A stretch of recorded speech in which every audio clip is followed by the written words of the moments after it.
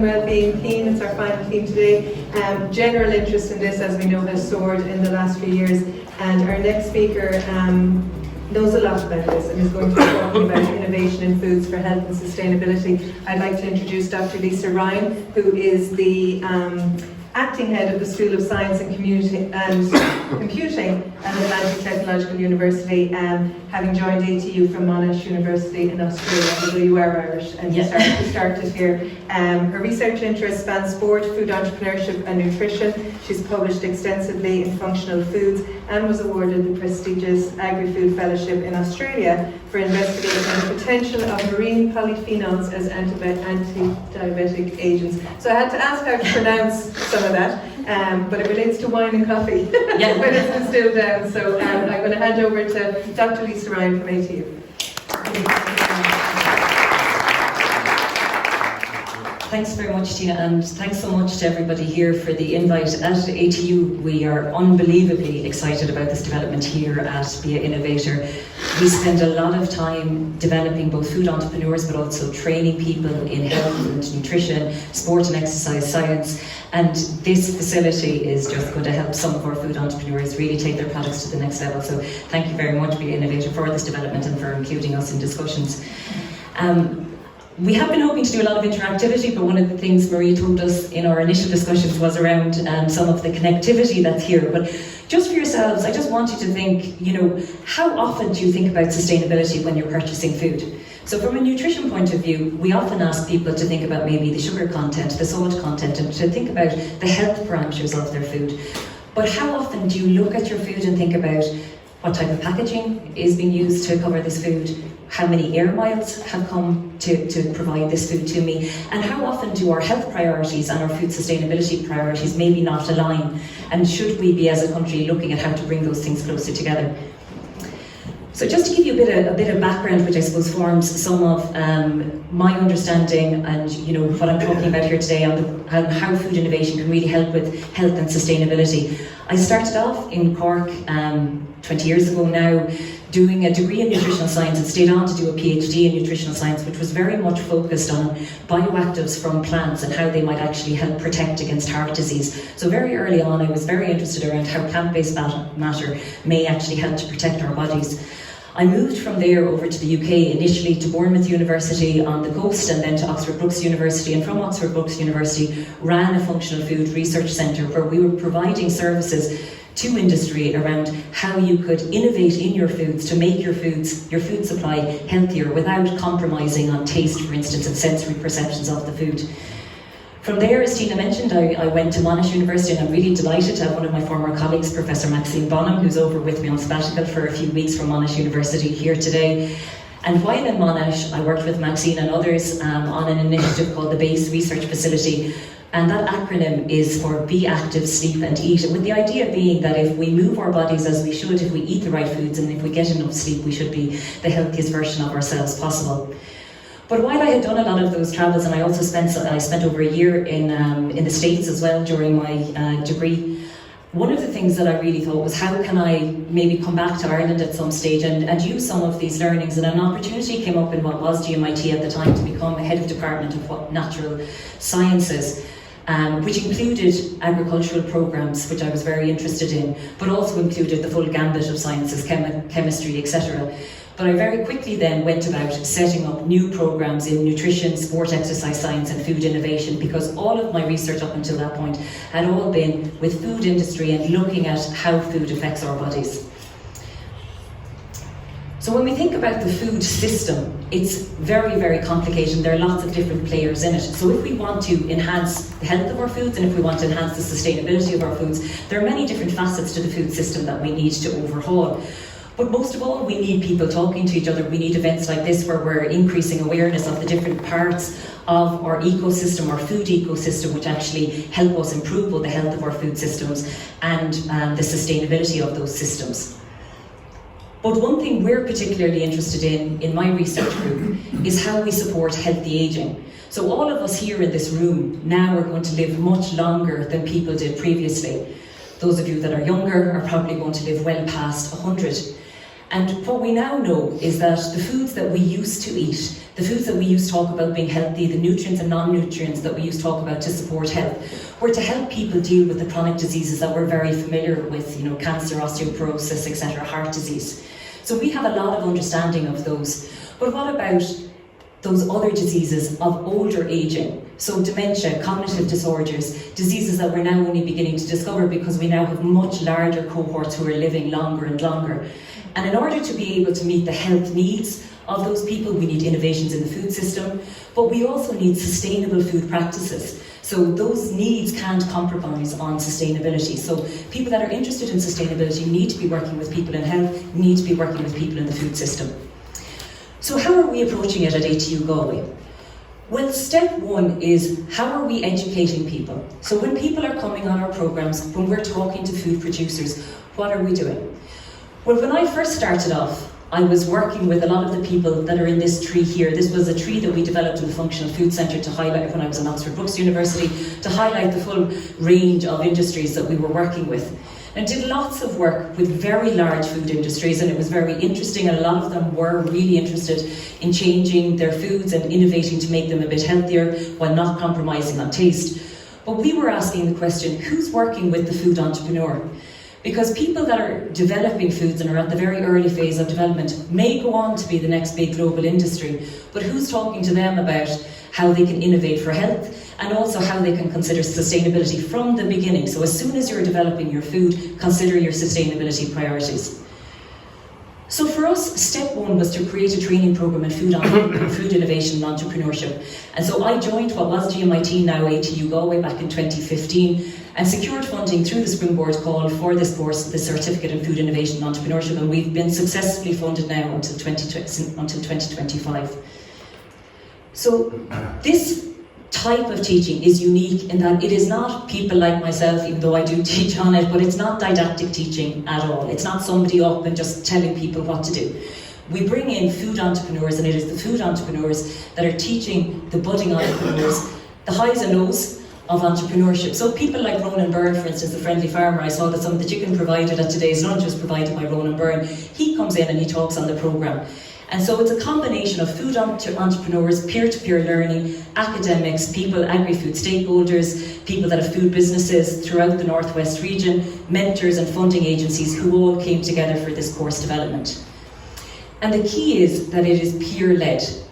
So I have a food business idea, you have a food business idea, and we're discussing with each other how we're going to go about developing it.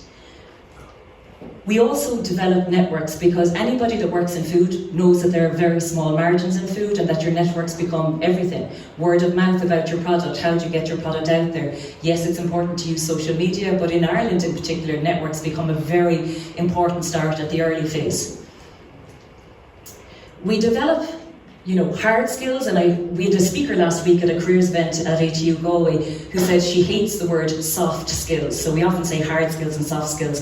But she said those soft skills are really human skills. How we communicate, how we speak to our customer, how we identify our customer, and how we empathise with our customer and make sure that we are delivering a solution and a product that suits their need.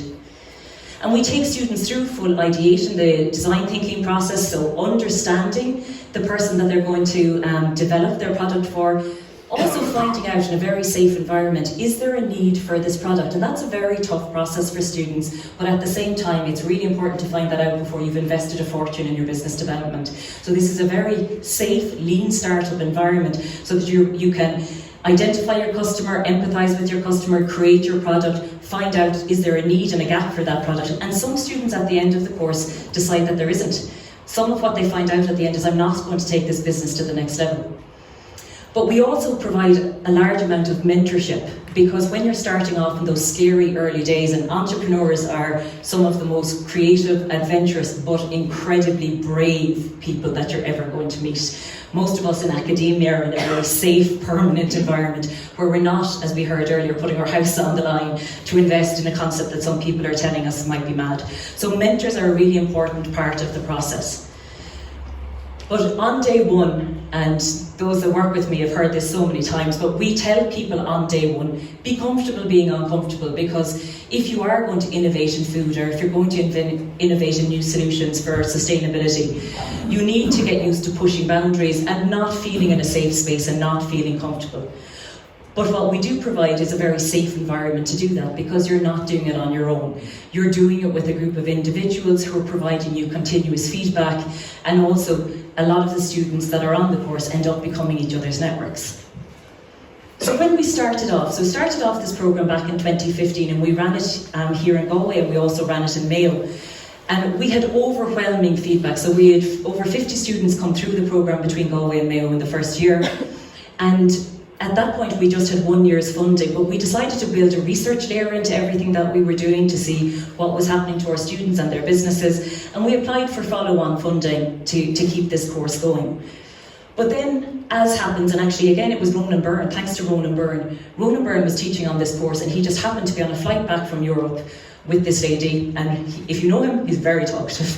And he started talking about this programme, and she said to him, you know, there's an Erasmus Plus call that this would really suit. And you've heard other people that have said that they've applied for Erasmus Plus funding.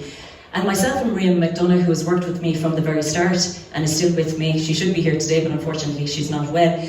We decided, based on Ronan's encouragement, to apply for Erasmus Plus. Now, we had not a clue what we were doing. I had just moved back to Ireland from Australia. I did not understand European funding, but we said give it a go. And that has been a real changing point for us. Every year since 2016, we've been funded through the European Union Erasmus Plus call, and we've had a whole host of success with a range of projects that are all geared towards supporting entrepreneurs, helping them develop, learning how to provide solutions for health, learning how to provide sustainability solutions, but most importantly, learning from European people that are doing the exact same. We focus on agri-food from rural contexts, so we're often dealing with people who are coming from farming backgrounds who've maybe created a product on their farm, but they've no idea how to take it to the next level, how to access funding, how to look at market channels, maybe how to develop a food supply chain. I should also say, people mentioned that there are Europeans here today. We're delighted that a lot of our European partners and learners from European projects are with us today, and they are loving this event, they have told me. So just going through what some of these projects were, the very first one we developed was Creating Entrepreneurs in Food. And this project was both to develop, and you've heard that a lot of these projects develop free, accessible resources. So all of the projects I'm going to mention now, everything we've developed is open resource, so feel free to get in touch with us so we can send you website links afterwards. Creating Entrepreneurs in Food both help people set up entrepreneurship, businesses, and help them with their entrepreneurship ideas. But the concept was all about short food supply chains. So again, this came from people like Ronan Byrne and other people in the Galway region who had already set up short food supply chains, concepts of people coming together to reduce their delivery costs, for example. But what we noticed through this project and through the Springboard programme that we were running in Galway and Mayo was really that there was nothing that was targeting women, and that women felt in particular that they were being isolated from funding calls. They didn't feel that they were fully supported with networks and with mentors, and they didn't really know how to go about setting up a food business, and there were much fewer women coming through our programmes than males. So we decided then to look at a project called Educated to Innovate, which was really focused at a European level again about how do we develop and sustain female food entrepreneurs. What are the barriers they perceive? What are the enablers? What needs to be in place? Why are they not maybe going for as much funding as their male counterparts? And what are the things that we can do at a European level to really enhance the growth of female food entrepreneurs? From that project, we identified that mentorship for females in particular was key. And that then set up another project, the AWARE project, which is all about advancing women in agri-rural environments and how we develop female mentors in the space, also how people can access mentors and how people can identify themselves as a mentor, because that's actually one of the most difficult things. Often people don't understand that they can give value to somebody else. So getting somebody to understand their value and how they can help somebody develop their own food business. Now again, for those of you in the room that are applying a lot for Erasmus Plus, you'll know that the European funding has really highlighted both green and sustainability, but also digital transformation as some of its key objectives in the new call. And some of our more recent grants have really focused on how we optimise those digital skills for food entrepreneurs that are developing.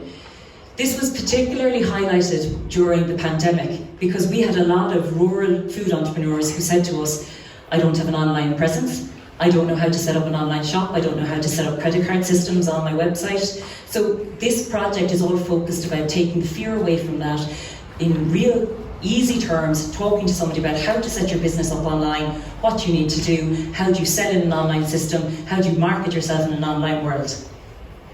Following on from DigiFE, then we had funding last year for DishEd, which is digitalisation of sustainable health education. So the main objective here is to digitally transform food and health related programmes. So people like myself that develop these programmes, the people that are educating individuals, making sure that they understand sustainability needs. So if the educators understand, they'll then be able to integrate that information into their programmes, and then that means that more learners will be getting upskilled on sustainability.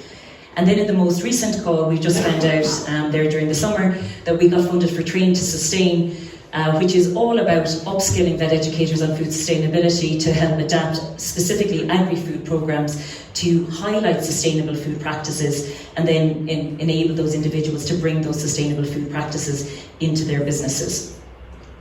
But we haven't kept this just in Ireland and Europe. We also brought this programme to Vietnam, and we have an ongoing partnership with Vietnam, which is focused in particular on sustainable practices. So we've done a lot on using fruit pulp, for instance, so upcycling fruit pulp and actually making a novel food product from it. A lot of the pulp in Vietnam was being thrown out, huge amounts of vitamins and minerals and bioactives being lost in that fruit pulp.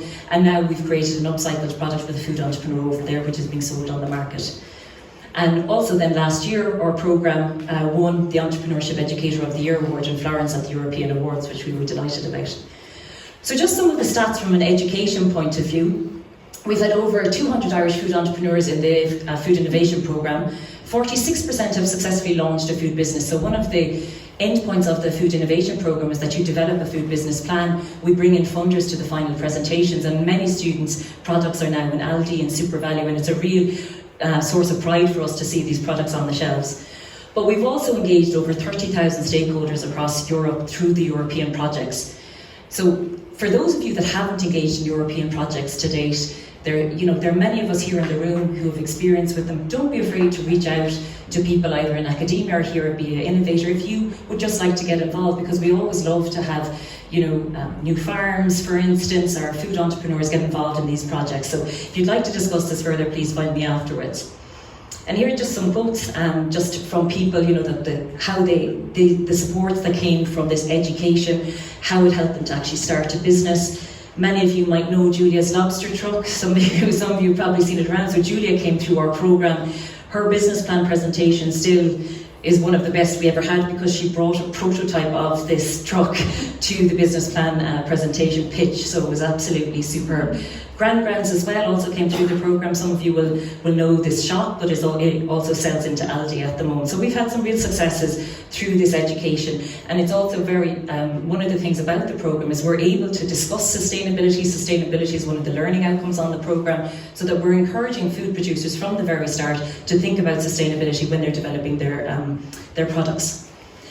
So education is one aspect to help food entrepreneurs develop sustainable and healthy products.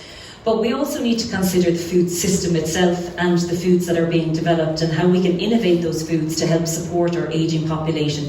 And particularly, we know a lot about the younger populations, but these new categories of ageing, particularly the 80 plus, what do we do to support them? Well, our approach at ATU Galway through our research group is looking at how we can change food systems, change the foods themselves to actively promote healthy ageing. So how we can actually change parts of the food to ensure that we're supporting adults as they age, and in particular helping people to live disease-free and independent. So through medicine, yes, you can help yourself deal with illness, but what we would like to see is people not developing that illness in the first place, because as soon as you start taking one medication, what we know is that it often leads to supportive medication, because there are often a lot of side effects from medication that you take. So some of the projects that we've been involved in, rather than taking pills, for instance, we're trying to use food and nutrition to combat disease. We have a DAFM-funded project which is looking at fish bycatch and how we can harness high-quality protein from that fish bycatch rather than it just simply being food waste. We're also looking at different bioactives from seaweed and from other natural products and natural foods in Ireland and how they can affect health. So how can they affect health? Well, we do a lot of work on functional food research. Now, functional food as a title has gone out of favour for the last few years, and words like superfoods have been used, which nutritionists hate. That's also come and gone. But essentially what we're talking about really are bioactives in foods, so components in food that can give an added health punch. And a really good example of something that we have in Ireland which can enhance health is the simple beetroot. So if you look at fruits and vegetables, there are a whole variety of different colours. And every colour of a fruit or vegetable contains different bioactives, and each of those bioactives has a different health promoting effect. So purple coloured fruits and vegetables have things called anthocyanins in them. And what we know about these anthocyanins, which are polyphenols, what we know about them is that they can help reduce our blood glucose levels, so they can help, they're very protective for people that might suffer from type 2 diabetes. They also help reduce inflammation, and most chronic diseases at their core are inflammatory diseases. But we also know that these anthocyanins are particularly important when it comes to brain health. So incorporating more of these in the diet could be very important. And this is very simple to do here in Ireland. This is a very sustainable method because we can simply start growing more purple crops. And in Ireland, we used to have purple potatoes, and purple carrots. These were the predominant crops in Ireland, the purple carrots, until royalty came to Ireland and preferred orange carrots, and that is why orange carrots predominate in Ireland today. But simply growing different crops could enhance the availability of these bioactives in the diet, and encouraging people to consume more of these colours and a variety of colours in the diet could be a very simple mechanism to innovate in the food system to make it healthier without compromising on taste, because you can extract these bioactives as well. We've extracted the bioactives from beetroot, for instance, and put them into bread, into a white bread. We patented this system, so you've got bioactives from beetroot in a white bread. It tastes and looks like a white bread. You can give it to children in the lunchbox, but it has a completely different effect on their blood glucose profile. So it's very interesting. These simple modifications to food, relatively simple, through science, can lead to much healthier foods in our food system. Anyone that knows me knows that I never talk, even though I am a nutritionist, I never talk about food and nutrition without mentioning activity. One of the most sustainable things we can do for health is just getting out in our beautiful countryside. My European partners will be saying, but it rains and it's freezing, but put on a coat. But it is so important that no matter what you might do for your health, no matter what foods you put into your body, if you're not moving your body, it's not going to have any real impact on your health. You don't have to go into a gym. Gyms are not sustainable. When we're talking about sustainability, we're talking about climate action here. There are many different ways that we can get out in our beautiful environment and have sustainable active health, but it is important when we're talking about sustainable healthy ageing that we don't forget to think about activity part and parcel as we talk about food. So just a summary of what we have done at ATU Galway to date. When I came to Galway in 2015, we started from a base of zero. We had nothing on nutrition, we had nothing on sport, we had nothing on exercise science. We secured funding, as I mentioned, for this Food Innovation and Entrepreneurship programme, and that was the very first programme I developed at ATU Galway. And in the interim then, we've developed 3 undergraduate programmes in public health nutrition, sport and exercise science and sports coaching, and 5 postgraduate programmes in the sport, exercise and nutrition area, which generated a new department in sport, exercise and nutrition 2 years ago. We've continued to have a range of European funding. We've brought in millions in European funding thanks to the Erasmus Plus and other European projects. We now have 26 dedicated academic staff in this area. I have 7 full-time research staff, 9 PhD students, and 7 research master's students who are all working in this area of innovating in food for health and particularly around sustainability. And at ATU, sustainability is embedded in everything that we do. We're just going through our new strategic plan as a new university. We were GMIT, IT Sligo, and Letterkenny. We've all come together to become the ATU. And our president, Dr. Orla Flynn, is so signed up to sustainability. And we've actually joined with 8 other universities across Europe as part of a European University Alliance called EU Green, where the whole focus is on sustainability and how we ensure sustainability.